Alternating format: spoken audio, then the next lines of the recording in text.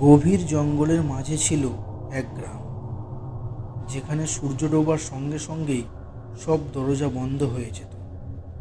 লোকেরা বলতো ওখানে ডাইনিরা মানুষ খায়। এক রাতে এক যুবক পথ হারিয়ে গ্রামে ঢুকে পড়ে। চারিদিকে নীরবতা, বাতাসে পোড়া মাংসের গন্ধ। হঠাৎ সে দেখে সব ঘরের জানালায় লাল চোখ জ্বলছে। পেছন থেকে ফিসফিস আওয়াজ আসে, রক্ত দিতে এসেছিস?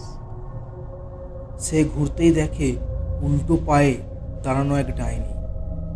তার চুল মাটিতে লুটিয়ে, মুখে রক্তমাখা হাসি। হঠাৎ পুরো গ্রাম নড়ে ওঠে। মাটির নিচ থেকে আরো ডাইনি উঠে আসে। মন্ত্র পড়া শুরু হয়। যুবকের চিৎকারে জঙ্গল কেঁপে ওঠে।